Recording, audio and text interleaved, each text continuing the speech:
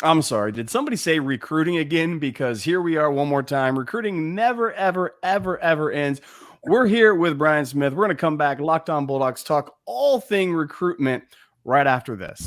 You are Locked On Bulldogs, your daily podcast on the Georgia Bulldogs, part of the Locked On Podcast Network. Your team every day.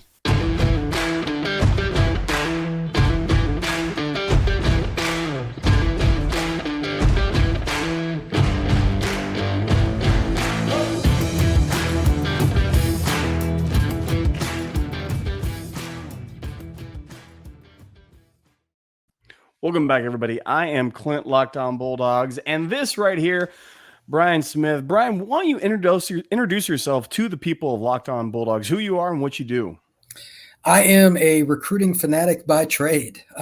Been around the industry for 25 years in some way, shape, or form. I was with the original Rivals crew.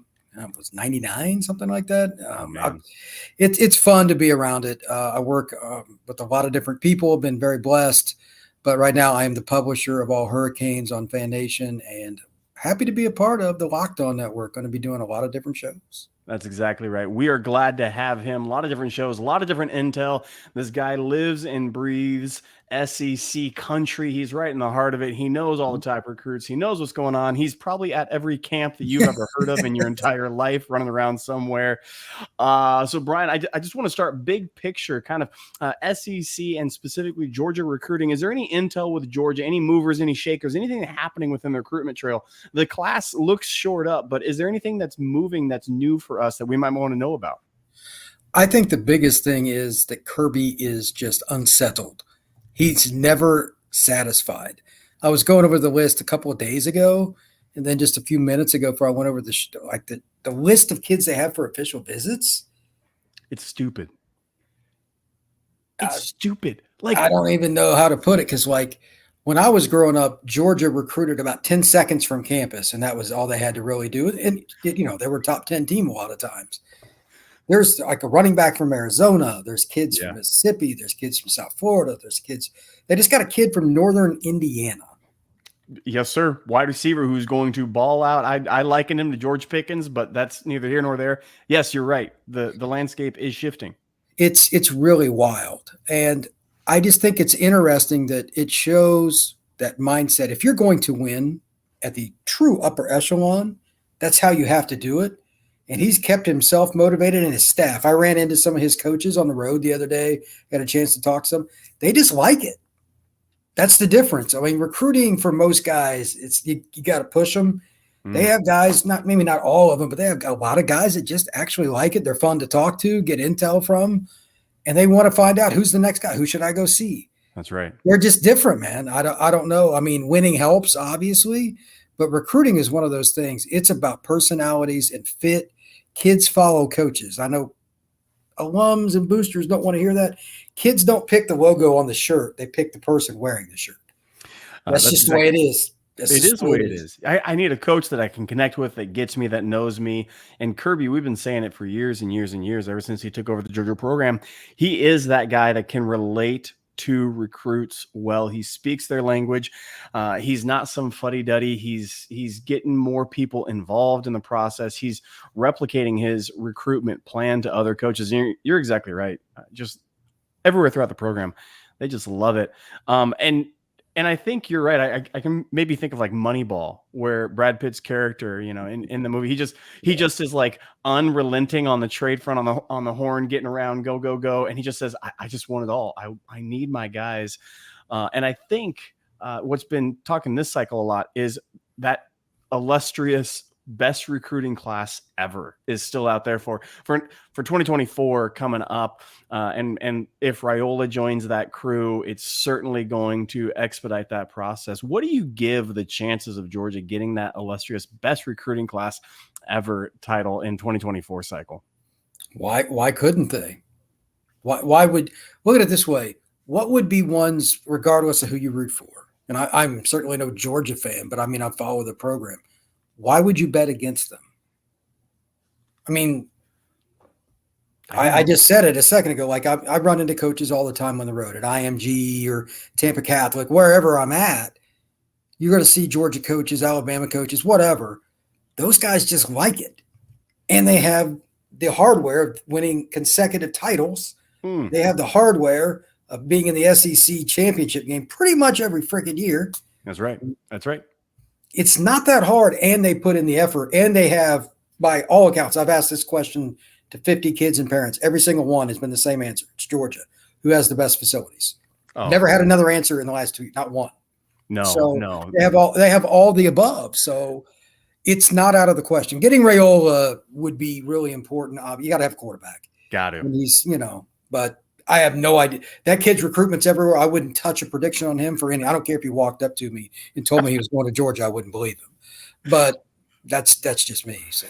No, that's good. That's good. We're going to come back and we're going to talk more Georgia recruiting, maybe some guys that are already in this class, in this cycle that are making a name for themselves, or maybe some guys that could have some room to grow. But first, we'll let you know about Built Bar.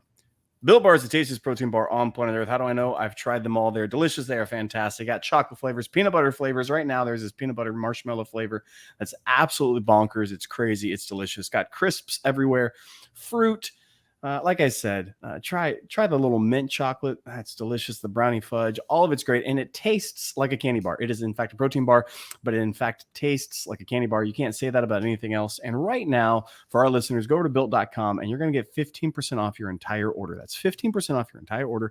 Built.com when you use the promo code Locked On. And you're going to get those straight to your door. You can always go to Sam's Club, or you can find them in many different places. But the best place, Built.com, 15% off your entire order. They are dietary approved, on the go, meal replacement, pre-workout, post-workout, during workout. Don't be that person that leaves it at the gym. However, Built.com, the tastiest protein bar on planet Earth. Brian, we wanted to come back and we wanted to talk about maybe some names, maybe some kids that are making names for themselves and getting up those recruitment boards. And right now we have a couple of 5-star, a couple of 4-star, but of this class, as you look at it, is there anybody within Georgia that has committed that is making a name for themselves or starting to get a lot of feels out there where people are popping on their names right now? You look at Ellis Robinson and he's the guy that just shines out from this class. Yeah. People talking like lockdown all the way through. Is he truly that head and shoulders above everybody else, or are there other guys in this class that can rise up to that elite status? I know Ellis pretty well. He's an IMG kid, so he's got polish. That's a term we use a lot with corners, and most, quite frankly, high school corners don't have a lot of that. No. He's, even last year, I'm trying to think, he was one of the 2 or 3 most polished kids in the country as an underclassman. He takes to his craft. And he's a nice guy. He'll tell you why he's good and all that, but he's pretty humble too. I just like the way he plays. Everything he does is about being a professional football player. This is what I want to do. Mm-hmm. And if you're going to play corner, you got to have that attitude, because I don't care how good you are. You're going to get beat sometimes. And even when he does, the next play he comes back and he has the same attitude. Remember now, he's at IMG. The guys he's lining up with in practice, that's about as good as it's going to get. So he's used to it. He went up against Carnell Tate every day last year in practice. He signed with Ohio State for a reason. He's a really good receiver. Those are the kinds of things he's done. I think he's one of the top 3 to 5 players in America, regardless of position. And to be honest with you, if he came in and started, or was like at least a co-starter at Georgia or wherever, wouldn't matter which school he went to, he just happened to go to Georgia, it wouldn't be surprising. He has that polish to do it. Yeah, and it pops off whenever you look at the guy's film. He just moves, and again, it's this. I hate using the term intangibles because it gets so overused, but when your eyes see him, your eyes gravitate towards him, and there's no wasted steps. It's kind of like on a basketball court. Guys, as you go down to the Y who used to play college ball, because even the ones that were like the 12th man in the rotation, they don't have wasted steps on the floor. This is this guy on the football field. He doesn't have wasted steps. He is polished. It's incredible. I'm gonna give you another name that people are excited for, and it is Nitarion Tuggle out of Brandon, Florida, 6'3", 190. I gravitate towards this kid. He's newer on the commitment to Georgia of all these guys, but he shines to me. Talk to me a little about Tuggle, and are my eyes deceiving me, or does this guy have that ceiling that's up there? He has one of the more unique stories. He's from Indiana, like I said, he's from a 1A high school. Like when I was a kid, when I grew up in Indiana, it was a 1A high school. Nobody came out of that program. Yep. When I saw he was coming out of there and I saw Georgia offered him, I'm like, this is bizarre. But his film, you watch about 3 clips and you're like, okay. Now I still don't know how in the hell he ended up where he was, but it is what it is. Once he got all these different offers out of the South and other places. Northern Indiana just doesn't have a lot of players. It's a basketball state. That's right. And Georgia, I mean, think about it. What do they offer? 2 kids a year, maybe out of Indiana? They're probably going to be Indianapolis or Fort Wayne kids. So that kind of puts it in perspective. And I know flat out from talking to people that were Georgia, they're excited about the kid. I know that flat out. And the size is there, the length. You made a good comparison to a certain receiver that was recently in Athens. Ooh. I don't know. That's rough. I mean, that's a tough comparison, but I mean, I get it. Just athletically, he can play boundary or he could play the flanker spot, and he's a kid that can make plays after the catch. And he's not the 5'9" guy. No. He's over 6 foot tall and does that. And that's different because his catch radius is bigger and his ability to still run by guys is there. That's an SEC starting wide receiver in waiting. Yeah, that's exactly right. Coming down to IMG, and you're right. Coming out of the state of Indiana, you just don't get these kids out there at all. And he does. You turn on the film, and the first 3 plays, I think the first 3 are, if I remember correctly, last time I saw, they are eye-popping what this guy can do. And he has a little bit he is big, 6'3", 190. He's going to bulk up to 205, something like that. I don't know if it should get above that for how he plays, but he's got some wiggle to him. He's not only that possession guy, right? Possession's great and everything. And that's what Jorge Pickens, we call him Jorge on the show. You have a little pet nickname, but George Pickens runs that go route and he's going to get up and get the ball. He's going to outfight people for it. He might be one of the top 5 receivers in the NFL this year. And I don't want to put hate on this kid already, but he does. It just, my eyes tell me something about that. And it's exciting. That is Tuggle. And I agree. Anybody else stand out to you from this class that Georgia's compiling so far? Safety, Woodyard out of California, or Phillips running back, or who else kind of strikes you? Sure. I mean, with Georgia, it doesn't matter which kid you pick out of their commitment list. Woodyard's, I mean, that's the kid out of Cali you're talking about. Yep. He's a kid that could play in the box. He could play the slot spot and be kind of a hybrid linebacker. He's very, very intelligent, high IQ kid. His eval is 3 clips and you don't have to go any further, which is always good. He's a 3 clipper. That's a term I learned a long time ago when I knew Urban Meyer. It's certain kids, there's not a lot of effort to. It's just where you're going to play him. He has a chance to play on Sundays. Yeah, he has that ability. The state of Georgia is so good. It's unbelievable. To be honest with you, I think the only thing that I would say that's interesting, not necessarily one player, I'm curious to see what Georgia does in head-to-head battles, specifically with Clemson. Clemson's getting destroyed in their own home state by NIL and South Carolina right now, but they're trying to keep continuing to go across and get Georgia kids. That will be the determining factor, back to one of your other questions about the greatest class. That's going to be the key there. There's going to be a few of those battles. Nycar, can they keep him from flipping to Florida State? That's something I have no idea what he's going to do. That program, Colquitt's one of my favorite in the country. I know Landon Thomas really well, who flipped back to Florida State. That's another battle. These are the fun things that we go through. It'll probably carry out until National Signing Day. We'll ask the same question because these schools aren't going to stop. Kirby's certainly not. I know that. I wish I could tell you which kid it's going to be, but the name that is the wild card here for me is Davis, another Florida State battle, but a certain running back that is from that same area. He's a kid that I know extremely well. He's one of my favorite kids in the class. Look, anytime Kirby can get a running back, he is a run-first guy. Yes, sir. That's what he's going to do. But Florida State and Clemson, the battles right there are going to determine, especially in South Georgia, that area is a lot harder for Georgia to recruit because it's a humongous state. North Georgia, I think, is a lot easier for them. It's an hour and 20 to Atlanta. Just recruiting the edge of Atlanta, you can get 10 players and be very happy. It's unbelievable how good that city is. Yeah. But that's good. I think Georgia will do very, very well. Yep, that's great. We're going to come back after this and ask one more name that just popped with an official to Georgia, although he may be locked in somewhere else. We'll get back to that right after this. All right. Hey, we want to thank the 199 who are here with us. We call you the 199, your loyal third segment listeners. If you don't know the story of the 199, we got called the 199 by some illustrious Twitter fan who said probably 199 people are listening to the podcast. And that's wildly false. Thousands of y'all are here. We appreciate that wildly, but we call you the 199. Thanks for being here. Loyal third segment listener.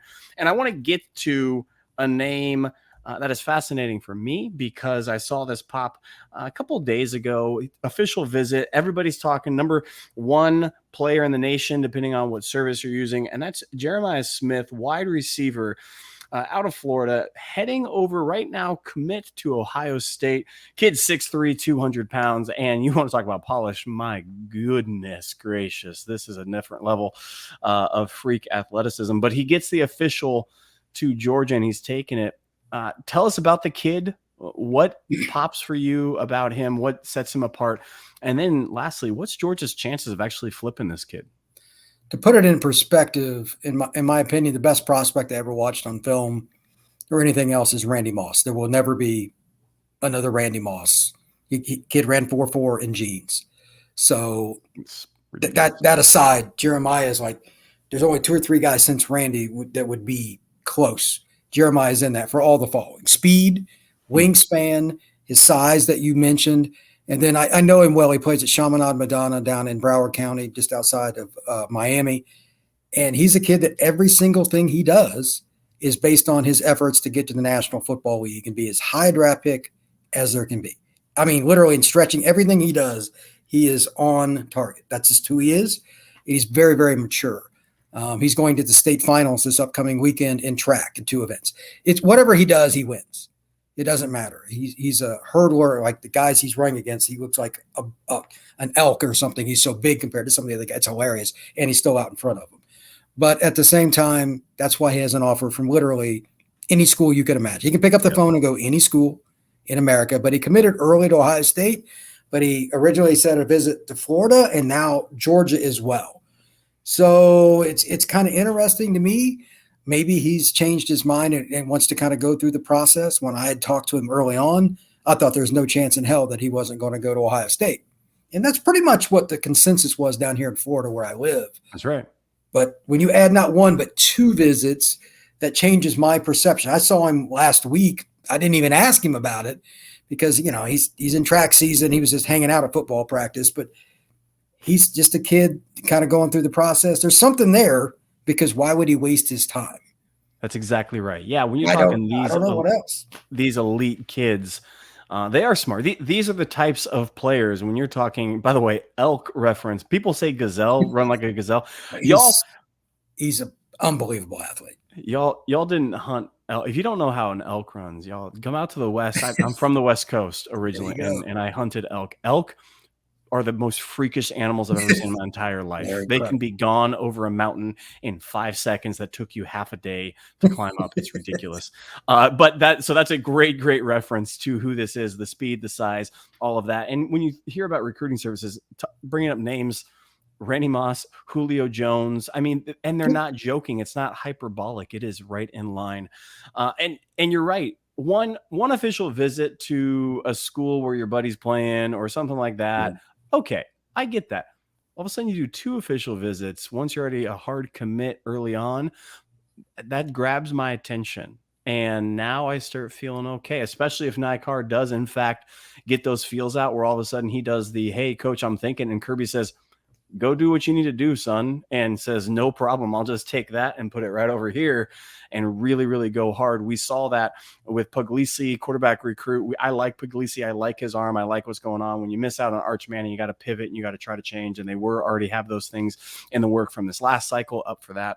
And now Raiola. So I like our chances. I don't think it's going to happen. If I had money and I bet, which I do, I would not say Ohio State's going to lose on that. But I like our chances a little bit with this. Brian, tell the folks where they can find you one more time, Twitter or anything like that, so they can go follow you. Dog fans, go follow this man for all the intel you need. I am a Twitter guy, most importantly. I have the same handle on Instagram. It's FB Scout _Florida. That is FB Scout _Florida. Awesome. Brian, thanks much for being with us. We appreciate it. This has been Locked On Bulldogs, part of the Locked On Podcast Network. Your team every day. We'll see you all next